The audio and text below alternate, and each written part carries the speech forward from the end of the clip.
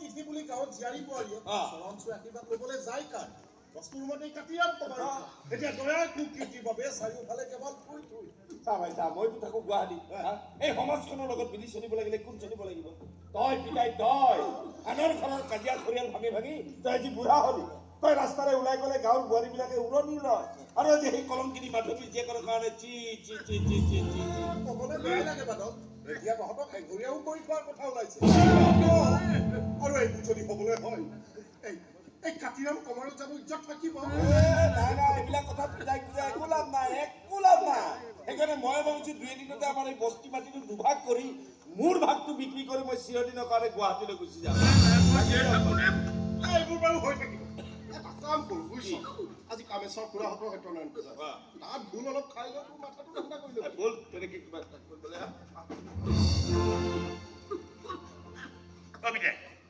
এই দাদাক অলপ যাবিও এই ফটোত দিয়াৰ লগত কিয় ইমান কাম বাপ ৰে বাপ একদম ৰাজধানী এক্সপ্ৰেছ যোৱানি গৈছে কেৰাহীখন পালো ভাল কেৰাহী এইখন মানে হেৰি এই 340 টকা ল'লে তোৰ হেৰি মাৰ্কা কেৰাহী তোমাৰ শহাপহু মাৰ্কা কেৰাহী এই ৰংটোৱে চাই দিছে বেষ্ট বুলি কি কৈছে যেতিয়া খুব ভাল আৰু সেইকাৰণে কৈছো মানে এনেই আমাৰ ঘৰৰ কেৰাহীখন অকণ সৰু হৈ গ'লতো সেইকাৰণে অকণমান মানুহ দুনুহ বাঢ়িলে দিগদাৰ হয় এতিয়া অকণমান ডাঙৰ চাই আনিছো ঘৰত মানুহ বাঢ়িলে দিগদাৰ নাই আৰু মাধৱীৰ জীয়েকক ঘৰ সোমাবলৈ কেৰাহী বহল কৰি ললিয়ে নেকি কেৱল কেৰাহীয়ে নহয় কাঁহী বাতি গিলাচ বাল্টি সকলোবোৰ যোগাৰ কৰি থবি চৌকা বেলেগ হ'ব যেতিয়া বাচন বৰ্তনবোৰ আগতীয়াকৈ যোগাৰ কৰি থবি কি কথা কৈছ মই কোৱা নাই গোটেই গাঁওখনে ক'বলৈ আৰম্ভ কৰিছে কি বুলি তই এটা দগাবাজ বুলি জানিছিলো কিন্তু নিজ পিতৃৰ সন্মান বন্ধকত থব পৰা তই যে এটা মস্ত পাখণ্ড আজিহে বুজিলো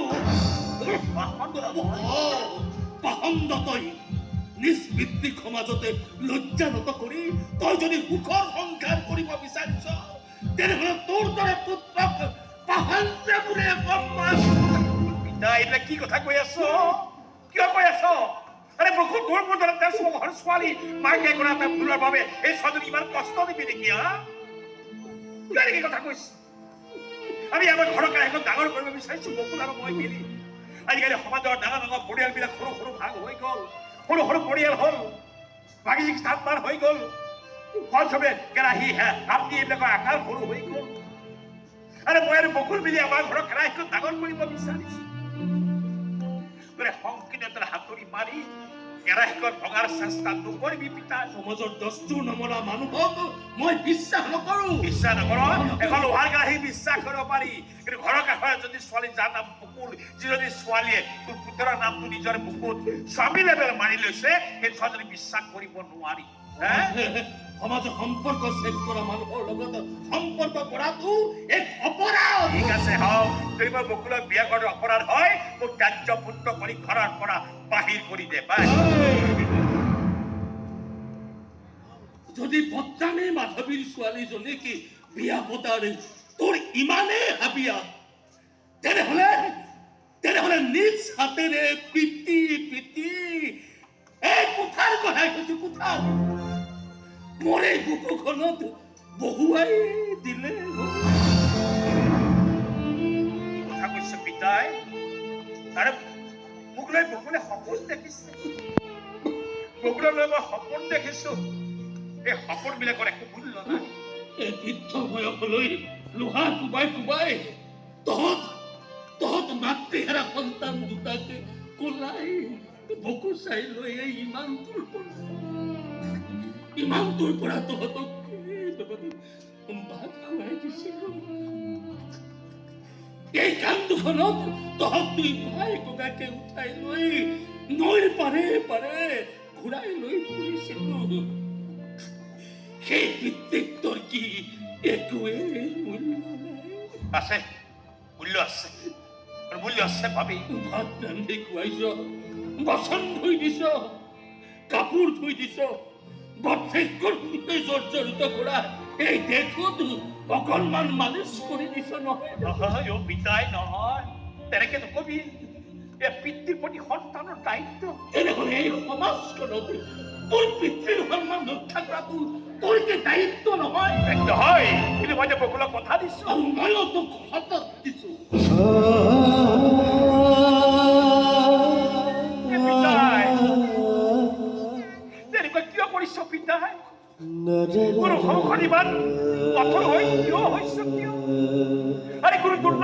নিচিনা মোৰ সন্মুখত থিয় হৈছ কিয় একলে পৰা বিচৰা কৰা পৰা তোৰ দক্ষিণে বিচাৰিছ কিয়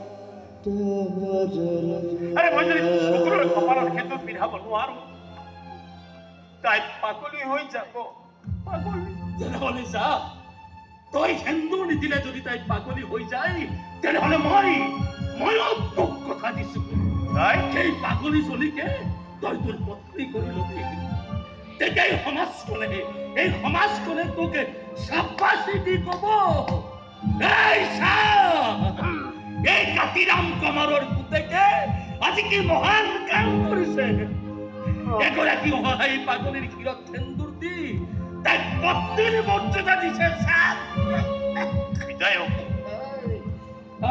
পাহৰি যা বকুলক পাহৰি যা মই যে তাইক কথা দিলো আৰু ময়ো তোক শপত দিলো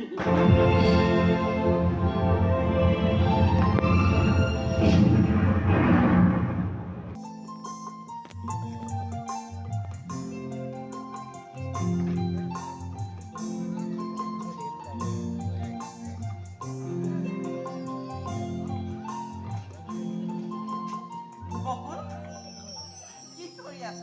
এয়া ফুল তুলিছো বা দয়াই কৈছে বহাগতে হেনো বিয়াৰ দিনটো ল'ব মনত আৰু 3টা মাহে আছে ইফালে বজাৰত কাপোৰৰ যিহে জুই চাই যাম সেইকাৰণে টেবুলত পৰা কাপোৰ এখনে আছাচোন চেইন চিলাই মাৰিয়ে ফুল তুলি লৈছো কেনেকুৱা লাগিছে মা বৰ ধুনীয়া লাগিছে দেখিছ এটা ফুলত 2টা মফিয়া মানে দয়া আৰু মই নীলাক্ষীজনী অকণো লাজ নাই তোৰ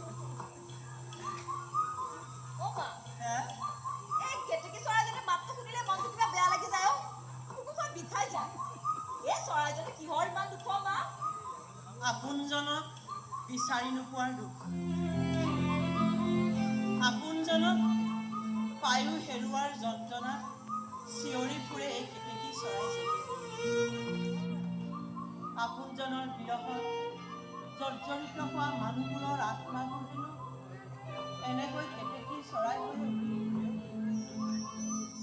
এই মা মই থাকোঁতে তোৰ কিহৰ ইমান দুখ কৈছো না তোৰ ৰলখিনিবোৰ পাহৰি পেলাচোন আৰু কি জান মই দয়াক কৈছো যে এইখন পৃথিৱীৰ পৰা আপদ বুলিবলৈ কেৱল মাত্ৰ মোৰ মা গতিকে বিয়াত মান ধৰোঁতে মাক কিন্তু এখন ধুনীয়া কাপোৰ দিব লাগে তই বলিয়া হৈছ তেনেকে ক'বলৈ তোৰ অকণো বেয়া লগা নাই তাক ক'ব পাৰি মা সি বৰ সহজ সৰল আকাশৰ দৰে উদাৰ মা তই কিন্তু ফুলৰ দৰে পবিত্ৰ মনৰ ল'ৰা এটা জোৱাই হিচাপে পাবি দেই তথাপিও বুকুখন বিষায়ো তই এইবোৰ বুজি নাপাবি মা দয়াৰ টকা পইচা নাথাকিব পাৰে মিচিং চুবুৰীলৈ গৈ সি আপং এবাটিও খাব পাৰে কিন্তু দয়া মানুহ হ'ব নোৱাৰে মা দয়াই দুখ দিব নোৱাৰে মই কষ্ট পোৱা কাম দয়াই কৰিবই নোৱাৰে মই যে তাৰ মৰমৰ বকুল এই পাটৰ সাজযোৰ পিন্ধিম বুলি গোটেই জীৱনটোৱে সাঁচি ৰাখিলোঁ এতিয়া এইযোৰ পিন্ধি তয়ে কইনা হবি বোল বাহ ইমান ধুনীয়া ৰঙৰ কাপোৰ ইমান দিন ক'ত লুকাই থৈছিলি মা কলিজাৰ কাৰাগাৰত বন্দী কৰি ৰখা যৌৱনৰ সপোনবোৰেৰে এদিন তোক কইনা সজাই বিয়া দি উলিয়াই দিব পাৰিলেই মই যেন সমস্ত পাপ আৰু অভিশাপৰ পৰা মুক্ত হ'ম চাওঁ মই পিন্ধাই দিওঁ দেচোন ইমান ধুনীয়া লাগিছে বকুল দয়া তই তহঁতে কথা পাত মই চাহ বনাম দয়া তুমি বনা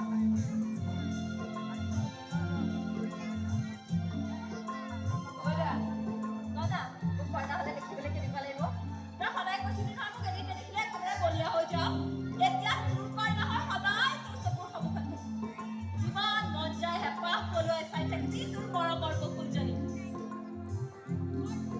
কোৱা আকৌ কেনেকুৱা লাগিছে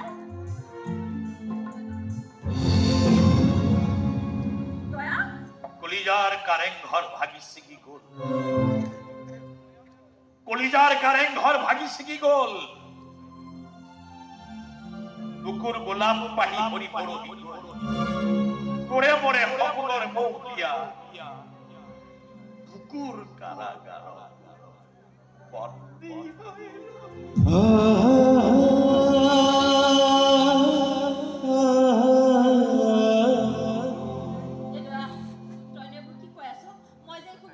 বুজিবলৈ একো বাকী নাই তেৰে পাপিষ্ট প্ৰেমিকটোৱে তাৰ বৰাবৰ বুকুত যদি কপালৰ সেন্দুৰ পিন্ধাব নোৱাৰে, কলিযুগৰ ৰামচন্দ্ৰ হৈ সি পিতাইক কথা দি আহিছে। পিতাইক কথা দি তইতো মহান হৈ গ'ল, ৰামচন্দ্ৰ হৈ গ'ল। কিন্তু মই মোৰ মাক দিয়া কথাবোৰ, তই মোক দিয়া কথাবোৰ, সেইবোৰৰ কি হ'ব দয়া? কথা দি কথা ৰাখিব নোৱাৰা পুৰুষৰ নাই লাজ। সকলোৱে জানেই দেখোন মই দয়ানন্দ দগাবাজ। দগাবাজ বকুলো প্ৰেমত পৰিবলৈ কলিজা লাগে, প্ৰেমিকাৰ কপালত সেন্দুৰ পিন্ধাবলৈ কপাল লাগে। অ বকুল, এখন মস্ত কপাল। কিন্তু তোৰ সেই কপালত দুখবিলাক কোনে ঢালি দিলে? এবাৰ পিতাইক সুধিছিলি নে তই? পিতাই সুধি একো লাভ নাই। পিতাই যে ৰজা দশৰথৰ দৰে সহায় দুৰ্বল। কিন্তু তই মোক উত্তৰ দিব লাগিব দয়া, তই মোক উত্তৰ দিব লাগিব। কওঁ, এই বকুলৰ অবিহনে তই সুখী হ'ব পাৰিবি দয়া? মানে জীয়াই থাকিবলৈ সুখ কিয় লাগে? তোক তোৰ সপোনবোৰো নালাগে দয়া? দয়ানন্দ দগাবাজক সপোন কিয় লাগে? কলিজা কিয় লাগে জীয়াই থকাৰ বাবে? নাই নাই দয়া, তই এনেকুৱা কৰিব নোৱাৰ। তই মোক এৰি যাব নোৱাৰ দয়া। তোৰ অবিহনেতো মই জীয়াই থাকিব নোৱাৰিম। তেনেকে নকবি। মোৰ অবিহনে জীয়াই থাকিব লাগিব। কিন্তু কেৱল জীয়াই থকাটোৱে জীৱন নহয় দয়া। তোৰ অবিহনে এটা জীৱন মই কল্পনাও কৰিব নোৱাৰো। নাই দয়া, তোক লৈ দেখা ইমান তোৰ সপোনৰ মই কি কৰিম ক? বুকুৰ কাৰাগাৰত বন্দী কৰি থ। বুকুৰ কাৰাগাৰত বন্দী কৰি থ। ওলাব নোৱাৰাকৈ এটা মস্ত তলা লগাই বুকুৰ কাৰাগাৰত বন্দী কৰি থ। নামাতিবি নামাতিবি।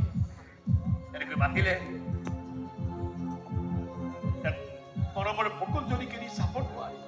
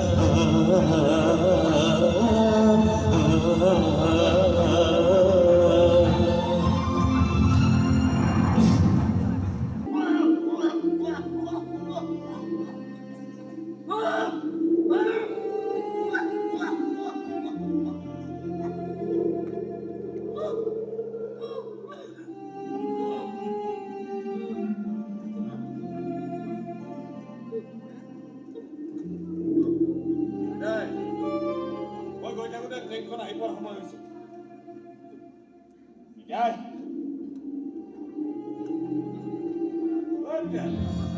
ঠাণ্ডা বতাহখনত বাহিৰতে বহি আছো, ভিতৰলৈ যা, কাপোৰ বেছি হ'ব।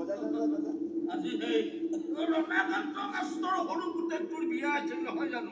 হয়, মই বিয়ালৈ গৈ আহিছো, তই যাব নালাগে। নহয় দে, মই এবাৰ গৈ আহোঁ। নালাগে বুলি কৈছো নহয়, বেমাৰী মানুহ ঘৰতে থাক। মই গৈ থাকো দে, ট্ৰেইনখন মিছ কৰিলে সমস্যা হ'ব। যা নহ'লে তোৰ সমস্যা হ'ব নহয়। যা পাৰিলে এটা কাম কৰিব ডাঙৰ মানে নাতিজনীক এবাৰ লৈ আহিবি। তাইক চাবলৈ বৰকৈ মনত পৰি থাকে। নাতি নিজে মোৰ আগতে ঘৰখনৰ পৰিৱেশটো ঠিক কৰি ল, তাৰপিছত এইবিলাক কথা চিন্তা কৰিম। আৰু এটা কথা, পাৰিলে সৰু পুতেৰক অলপ ভালদৰে বুজাবিচোন। পাৰিলে ভাল ছোৱালী এজনী চাই বিয়া পাতক। আৰু বিয়াৰ কাৰণে যদি তাৰ হাতত টকা পইচাৰ অভাৱ হৈছে, তেনেহ'লে পুৰোহিতৰ দক্ষিণা আৰু হোমৰ যোগাৰখিনি ময়েই দিম। আৰু এটা কথা ভালদৰে জানি থ, কিবা কাৰণত যদি বকুল কুলক্ষণে এইখন ঘৰৰ বোৱাৰী হয় নহয়, তেনেহ'লে মোৰ শ্ৰাদ্ধ পাতিবলৈ তয়ো সাজু হৈ থাকিবি।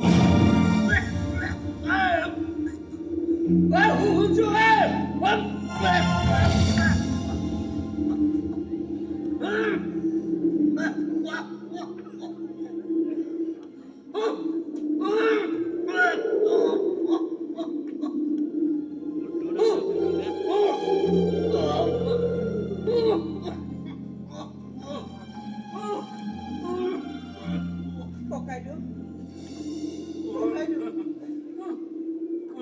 মই মাধৱী ককাইদেউ। মই আপোনাৰ ওচৰলৈ ভিক্ষা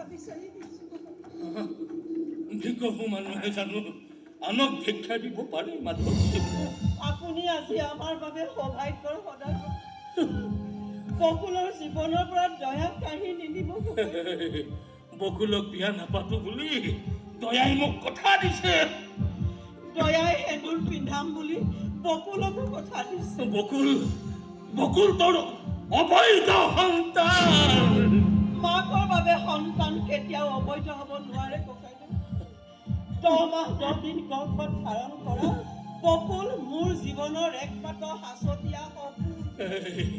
আবেগেৰে সমাজখন নচলে মাধৱী। সমাজখনে মাতৃত্বৰ পবিত্ৰতাখিনি কেতিয়াও অস্বীকাৰ কৰিব নোৱাৰে। তই বকুলক বুজাই দিবি। তাই নুবুজে। দয়া তাইৰ জীৱন। আৰু দয়া মোৰ সন্মান। এই সমাজখনক বুঢ়া আঙুলি দেখুৱাই মই জীয়াই থকা মানুহ হ'ব নোৱাৰো মাধৱী। এজন কমাৰৰ জন্ম হয় কেৱল এই সমাজখনৰ বাবে। ককাইদেউ, মই আপোনাক কাব কৰিছো। মোৰ ভুলৰ শাস্তি বকুলক নিদিব। দয়াৰ বিচ্ছেদ তাই সহ্য কৰিব নোৱাৰে ককাইদেউ। তই উভতি যা মাধৱী, তই উভতি যা। না মই সিদ্ধান্তৰ সলনি কৰিব পাৰিম, নাই দয়াই মোক দিয়া প্ৰতিশ্ৰুতি ভাঙি পেলাব পাৰিব ককাইদেউ। আৰু এটা শব্দ নকবি।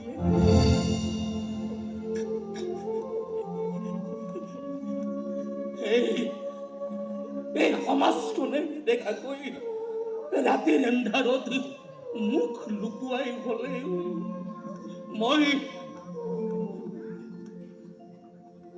মই তোক হাতযোৰ কৰিছো মাধৱী। পাৰিলে তই মোক ক্ষমা কৰি দিবি আৰু তই বকুলক কবি তাই যেন মোক ক্ষমা কৰি দিয়ে। তহঁতক ন্যায় দিব পৰা এই সমাজখনৰ মানুহবোৰৰ ওচৰত মই বৰ দুৰ্বল, বৰ